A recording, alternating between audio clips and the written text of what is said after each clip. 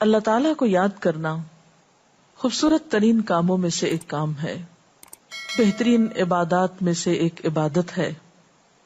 قرآن پاک میں اللہ تعالیٰ اس کے بارے میں فرماتے ہیں وَلَذِكْرُ اللَّهِ أَكْبَرُ، اور اللہ کا ذکر بہت بڑا کام ہے، بہت اچھا کام ہے۔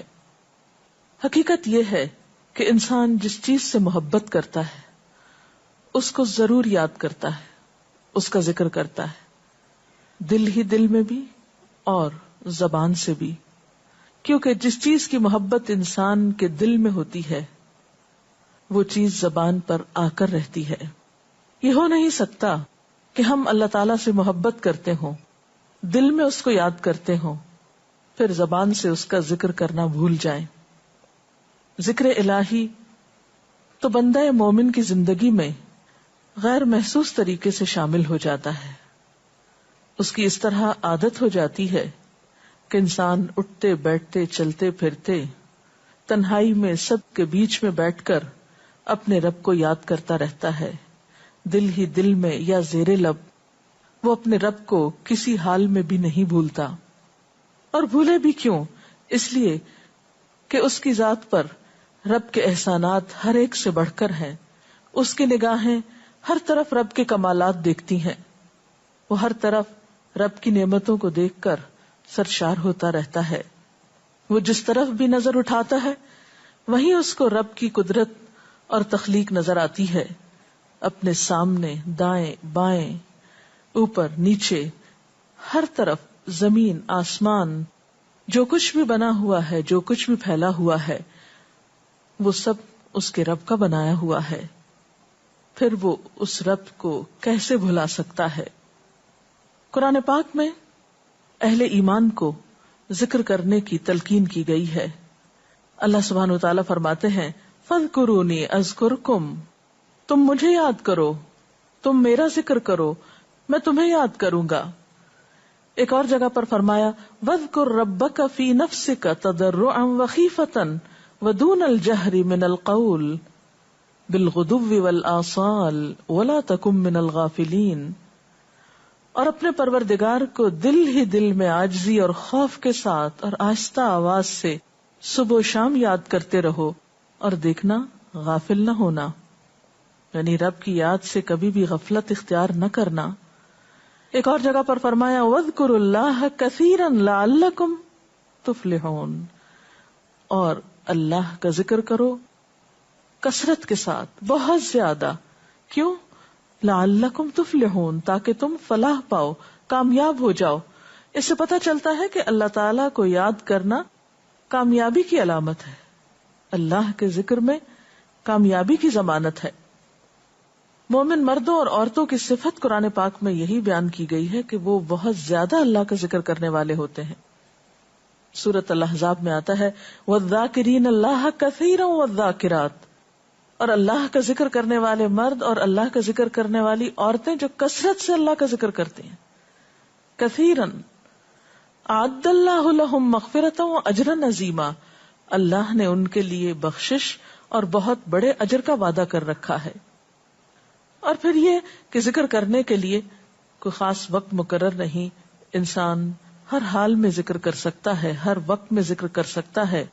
نبی صلی اللہ علیہ وسلم کے بارے میں آتا ہے کان یذکر اللہ فی کل احیانہ، آپ ہر وقت میں، یعنی ہر قسم کے وقت میں، دن میں یا رات میں، صبح میں یا شام میں اللہ کا ذکر کیا کرتے تھے۔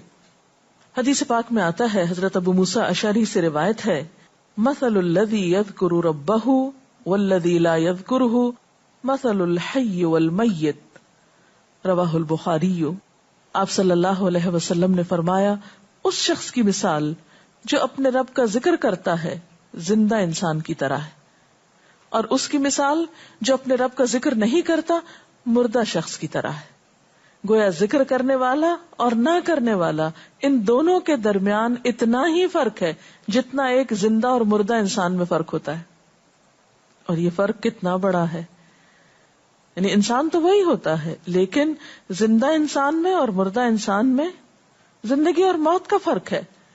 بالکل اسی طرح جو شخص اپنے رب کو یاد کرتا ہے، اس کا ذکر کرتا ہے، اس کے اندر ایک زندگی ہے، اس کے اندر ایک خاص خوشی ہوتی ہے، اطمینان ہوتا ہے، اور وہ جو نہیں کرتا اس کا دل مردہ ہوتا ہے، اس کے اندر زندگی کی کوئی امنگ نہیں ہوتی. ایک اور حدیث میں آتا ہے، نبی صلی اللہ علیہ وسلم نے فرمایا، اللہ تعالیٰ فرماتا ہے میں اپنے بندے کے خیال کے مطابق ہوتا ہوں یا خیال کے ساتھ ہوتا ہوں. جو خیال وہ میرے بارے میں رکھتا ہے میں اسی کے مطابق اس کے ساتھ معاملہ کرتا ہوں، اور میں اس کے ساتھ ہوتا ہوں جب وہ مجھے یاد کرتا ہے. گویا ذکر کرنے والے اللہ کی مدد کے مستحق ہوتے ہیں، یعنی اللہ ایسے بندوں کے ساتھ ہوتا ہے جو ذکر کرتے رہتے ہیں. اگر وہ مجھ کو اپنے دل میں یاد کرتا ہے تو میں بھی اس کو اپنے دل میں یاد کرتا ہوں، اور اگر وہ مجھے کسی جماعت میں بیٹھ کے یعنی کسی گروپ میں یعنی پبلک میں بیٹھ کے یاد کرتا ہے تو میں اس کو اس سے بہتر جماعت میں یاد کرتا ہوں، یعنی فرشتوں کی جماعت میں یاد کرتا ہوں. تو گویا فاذکرونی اذکرکم، تم مجھے یاد رکھو میں تمہیں یاد رکھوں گا. تو جو شخص بھی یہ چاہتا ہو کہ اللہ تعالیٰ اس کو یاد رکھے، اس کی مشکل میں اس کی مدد کرے، تو اس کے لیے کیا ضروری ہے کہ پھر وہ ذکر کرتا رہے. اور ذکر تمام عبادات کو خوبصورت بناتا ہے. مثلا روزہ رکھنا ایک عبادت ہے، لیکن جس روزے میں ذکر الہی ہو اس کا اجر و ثواب کئی گنا بڑھ جائے گا. حج ایک عبادت ہے بذات خود، حج کا سفر ایک عبادت ہے، لیکن اس سفر میں انسان اگر ذکر الہی کرتا رہے تو اسی حج کا ثواب کئی گنا بڑھ جائے گا. اور نماز تو سراسر ہے ہی اللہ کی یاد کا نام. اقم الصلاۃ لذکری، نماز قائم کرو میری یاد کے لیے. اللہ کے ذکر کا بہترین طریقہ ہے. ایک اور موقع پر آپ صلی اللہ علیہ وسلم سے جب یہ پوچھا گیا کہ سب سے اچھی نماز کس کی، سب سے اچھا روزہ کس کا، سب سے اچھا حج کس کا، سب سے اچھا مجاہد کون، تو آپ صلی اللہ علیہ وسلم نے ہر بار یہی جواب دیا کہ جو اپنے ان کاموں میں ذکر الہی کثرت کے ساتھ کرے. اور ذکر کرنے والے ہر میدان میں آگے نکل جاتے ہیں. حدیث پاک میں آتا ہے نبی صلی اللہ علیہ وسلم نے فرمایا مفردون سبقت لے گئے. لوگوں نے پوچھا کہ یہ مفردون کون ہے؟ فرمایا وہ مرد جو کثرت کے ساتھ اللہ کا ذکر کرتے ہیں اور وہ عورتیں جو کثرت کے ساتھ اللہ کو یاد کرتی ہیں. اور یہاں آپ نوٹ کر رہے ہیں خاص طور پر مردوں کے ساتھ ساتھ عورتوں کا ذکر بھی ملتا ہے. حضرت عبداللہ بن بصر فرماتے ہیں کہ ایک شخص نے عرض کیا یا رسول اللہ صلی اللہ علیہ وسلم، بے شک اسلام کے احکام مجھ پر بہت ہیں، یعنی ذمہ داریاں بہت ہیں، کرنے کے کام بہت ہیں. آپ مجھے کوئی ایسی بات بتائیں جسے میں اپنے لیے لازم کر لوں، یعنی میرے لیے آسان ہو اور میں پابندی سے کر سکوں. تو آپ صلی اللہ علیہ وسلم نے فرمایا لا یزال لسانک رطبا من ذکر اللہ، کہ ایک چیز پابندی سے پکڑ لو، اور وہ کیا کہ تیری زبان ہمیشہ اللہ کے ذکر سے تر رہے، ہر دم اللہ کو یاد کرتے رہو. اور یہ حقیقت ہے کہ انسان کوئی بھی کام کر رہا ہو، مثلا خواتین کھانا پکا رہی ہیں، گھر صاف کر رہی ہیں، واک کر رہی ہیں، کوئی بھی کام کر رہی ہیں اس طرح کا، تو اس میں ساتھ ساتھ اللہ کی یاد کرتی رہیں. سبحان اللہ، الحمد للہ، اللہ اکبر، استغفر اللہ، لا الہ الا اللہ، ان اذکار کا ورد کرتے رہیں، تو اس میں کام بھی ہوتا رہے گا اور اس کے ساتھ ساتھ اللہ کی یاد بھی ہوتی رہے گی. خصوصی طور پر 2 کلمات ایسے ہیں جن کے بارے میں بہترین اجر کی خوشخبری سنائی گئی. آپ صلی اللہ علیہ وسلم نے فرمایا کلمتان، 2 کلمات ایسے ہیں خفیفتان علی اللسان، جو زبان پہ بہت ہلکے ہیں، یعنی پڑھنے میں کچھ مشکل نہیں. ثقیلتان فی المیزان، میزان میں بہت بھاری ہیں. حبیبتان الی الرحمن، رحمان کو بہت محبوب ہیں، اور وہ کیا ہیں؟ سبحان اللہ و بحمدہ، سبحان اللہ العظیم. چلتے پھرتے، اٹھتے بیٹھتے، کام کاج کرتے، تسبیح پڑھتے رہنا، ذکر کرتے رہنا انسان کے دل کو جہاں اطمینان بخشتا ہے وہاں اس کے کام کو آسان بھی کر دیتا ہے، اور اللہ کی مدد بھی ساتھ ہوتی ہے. اور قرآن پاک میں ایسے لوگوں کے لیے خوشخبری ہے، الا بذکر اللہ تطمئن القلوب، سنو اللہ کے ذکر سے دلوں کو اطمینان ہوتا ہے. اور ویسے بھی میزان میں بہت بھاری نیکی ہے. ایک حدیث میں آتا ہے کہ رسول اللہ صلی اللہ علیہ وسلم نے لوگوں سے پوچھا کیا میں تمہیں نہ بتاؤں کہ تمہارے اعمال میں سب سے اچھا عمل، سب سے پاکیزہ، اور تمہارے درجات کو سب سے زیادہ بڑھانے والا، اور جو تمہارے لیے سونے چاندی کے خرچ کرنے سے زیادہ بہتر ہو، اور اس سے بھی بہتر ہو کہ تم اپنے دشمنوں سے ملو، ان کی گردنیں تم مارو اور وہ تمہاری گردنیں مارے، تو کیا ایسا عمل نہ تمہیں بتاؤں؟